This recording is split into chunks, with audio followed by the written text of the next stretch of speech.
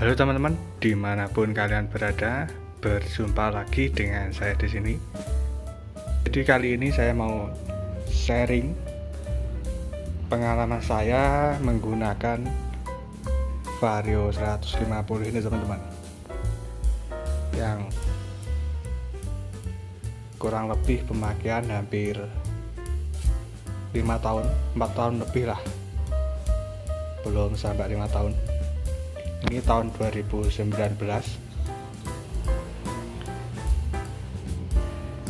Dan nanti akan saya bahas tentang keluh kesah, kelebihan dan kelemahannya teman-teman dari motor ini. Dan sebelumnya mohon maaf jika videonya cuma seperti ini, karena ini cuma vlog sharing saja teman-teman, bukan review motor. Oke, langsung saja kan saya tunjukkan. Jadi ini yang keyless teman-teman.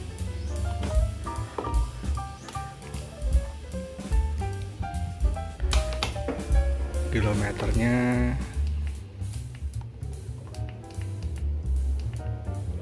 sudah 19.200. Jadi segitu teman-teman.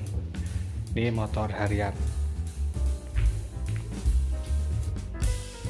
Oh ya, dan ini tadi keylessnya tadi itu ada bunyinya teman-teman, ada alarm. Kalau di on off itu berbunyi, cuma ini saya matiin teman-teman. Dan kira-kira motor ini apa saja yang sudah diganti? Ini yang pemakaian kurang lebih hampir 4 tahun setengahan ini. Yang pasti ban depan belakang sudah pasti teman-teman. Ini sudah 2 kali kalau enggak 3 kali teman-teman. Ini yang ketiga kalau nggak salah, depan belakang. Dan yang depan ini saya pakai yang ukuran besar 90-90, yang belakang masih ukuran ori. Dan yang kedua sudah mengganti filter udara, oli mesin, dan oli gardan. Lainnya belum pernah teman-teman. Oke, dan sekarang kita bahas kelebihan dan kelemahannya teman-teman. Yang pertama saya bahas dulu kelebihannya. Kelebihan yang pertama yaitu di bagian konsumsi bahan bakar teman-teman. Ini kalau menurut saya ini tergolong irit sih teman-teman. Nah, dapat 45 km per liter.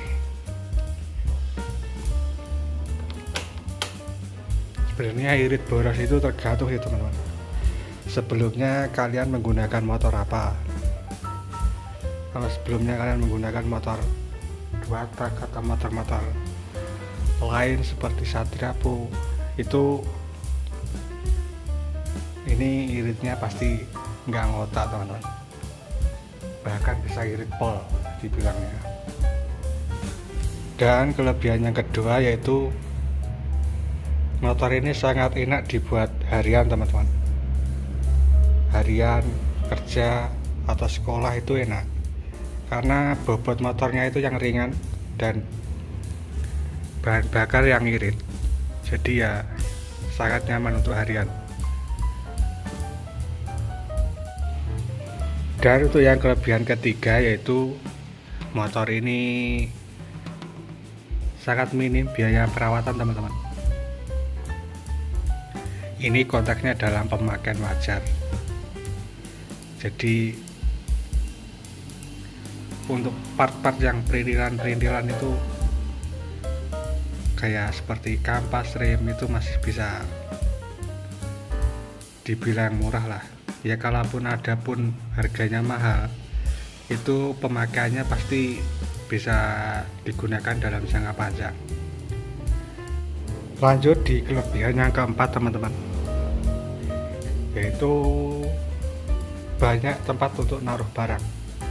Di sini ini bisa lah buat naruh kunci. Ini juga cukup gantungannya, bisa ditaruh bawah sini juga bisa, atau jok juga lumayan cukup lah untuk kebutuhan sehari-hari ini. Kalau mau naruh barang tidak repot teman-teman, atau bisa ditaruh di jok belakang. Dan kelebihan yang kelima yaitu ini bagian speedometer teman-teman. Ini informasinya lengkap walaupun nggak lengkap banget. Ini speedometernya, tachometer. Ini buat apa itu istilahnya, kalau buat ini teman-teman, cara berkendara kita, mendeteksi pemakaian bahan bakar. Yang ini bawah ini ada tadi kilometer, trip A, trip B, pemakaian bahan bakar, dan ini jam teman-teman. Di cukup lengkap ya teman-teman.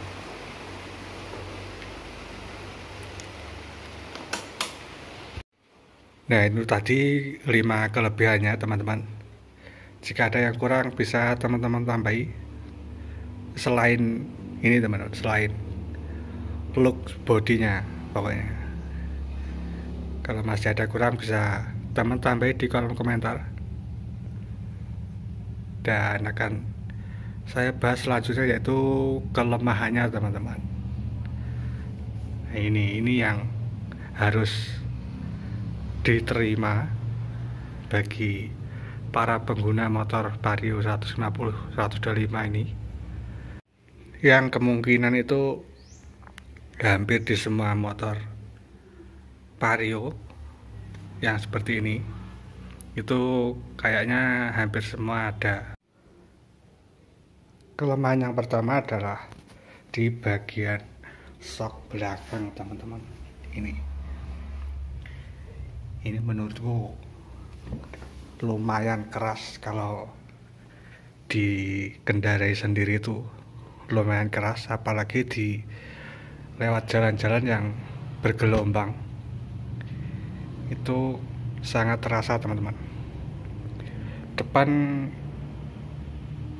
ya masih normal lah, normalnya motor standar matic lah, masih bisa ditoleransi. Kalau belakang ini menurutku keras teman-teman, sangat keras. Tapi kalau buat boncengan itu nggak terasa. Dan kelemahan yang kedua yaitu bagian ban depan teman-teman.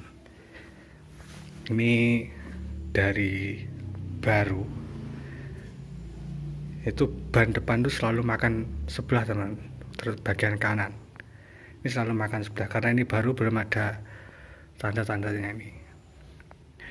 Jadi dari baru itu makan sebelah, kirain bannya kurang bagus, saya ganti yang bentuknya bukan donat, juga masih sama aja. Ya, ini saya ganti yang lebih besar, pakai ukuran 90-90. Nggak tahu ini nanti akan makan sebelah atau sudah enggak. Jadi itu kelemahannya teman-teman. Nah, kelemahan yang ketiga yaitu, ya ini kayaknya hampir di semua motor Vario, yaitu getar pas angkatan awal teman-teman. Yaitu disebabkan oleh bagian CVT-nya. Itu biasanya habis servis setelah 1 bulan atau 2 bulan pasti muncul teman-teman, muncul getar-getar itu tadi.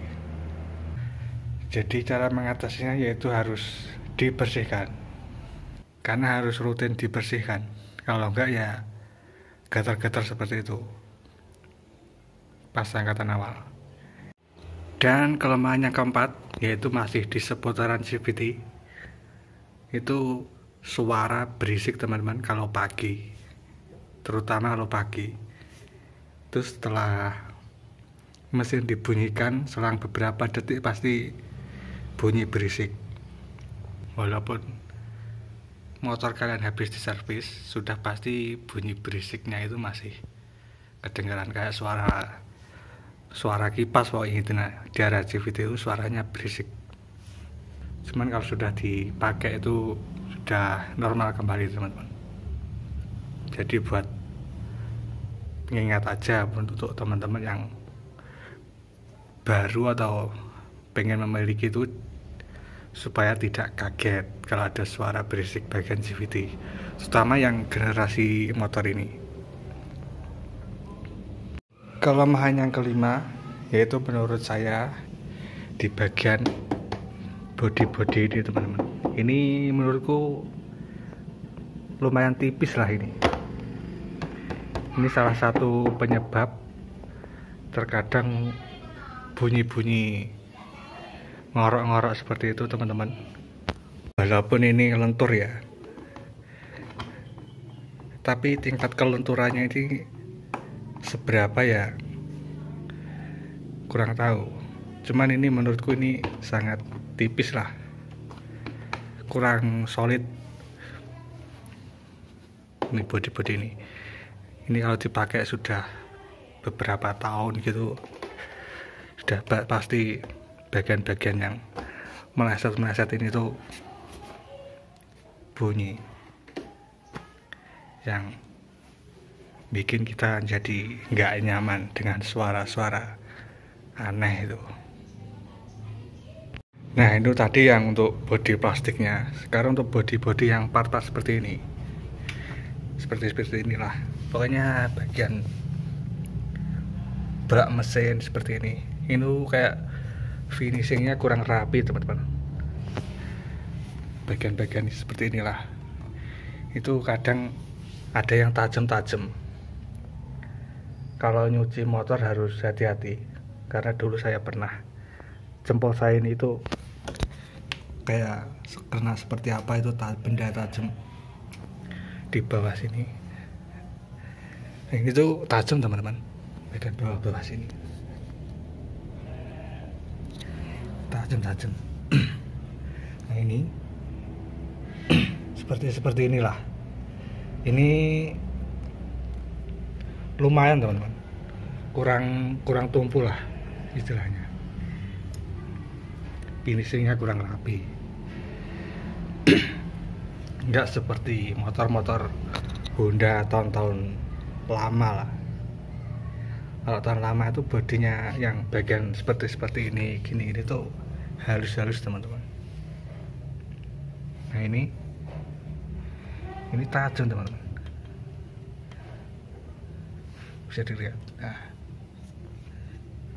ini tajam ini, dan ininya permukaan ini nggak halus. Itu bisa jadi kekurangannya atau kelemahannya lah, ini istilahnya. Nggak kayak Honda zaman dulu. Nah, ini tadi kelebihan dan kelemahannya teman-teman. Sekarang kan saya bahas yang 50-50-nya. 50-nya sebagai kelebihan dan 50-nya sebagai kelemahan, yaitu di bagian lampu depan teman-teman. Lampu depan ini menurut saya di saat-saat tertentu itu cahayanya cukup teman-teman. Cuman di saat-saat tertentu juga ini kekurangan cahaya dan sorotnya tuh kurang, intinya kurang lah. Kadang di suatu momen tertentu itu cahayanya cukup. Dan yang kedua yaitu bodinya teman-teman. Nah, ini di samping desainnya ini menurut saya ini yang bagus, pokoknya pas lah, dilihat itu pas, yang keren, tapi juga memiliki sebuah kelemahannya itu bagian sini ini. Jadi lihat, ini kalau pemboncengnya itu pendek, itu celana bokongnya itu sering kesini teman-teman, jadi bisa bikin bodinya jadi berat. Contohnya ini sudah berat, bekas itu tadi naik turun membonceng. Jadi tuh lihat, jarak jok sama body itu lebih lebaran body. Mungkin tujuannya biar keren dilihat, tapi itu tadi ininya. Kalau Vario yang sebelumnya itu kan bodinya agak di bawahnya jok, ini agak melebar, jadi ya membonceng yang pendek itu otomatis pasti ini sering bergesekan, jadi membuat ini baret. Dan yang ketiga yaitu bagian speedo teman-teman. Di balik ini yang menurutku informasinya cukup lengkap, tapi ada sebagian orang yang pengguna Vario tuh kadang speedonya itu ngehang karena kehujanan atau dicuci. Tapi selama saya pakai ini alhamdulillahnya belum pernah. Cuman kalau pas hujan deras itu ada embun teman-teman di balik mikanya ini, nggak sampai ke dalam, itu pernah ngembun tapi nggak sampai ngeblank. Ini cara mengatasinya, ada yang dikasih sealer atau diskotat, cuman saya gini aja, nggak saya apa-apain. Cuman itu kalau pas hujan deras kita nekat jalan itu kadang dibalik mikanya ini suka ngembun. Oke teman-teman, jadi itu tadi kelebihan sudah, kelemahan sudah, 50-50 nya juga sudah. Sekarang kesimpulannya dari motor ini teman-teman, jadi motor ini tuh memiliki kelebihan yang oke, yang mantap, terutama di bagian desain bodinya ini teman-teman. Ini mau dilihat dari depan, belakang, samping itu kayaknya itu pas saja. Dan untuk dimodif seperti apapun juga pasti keren.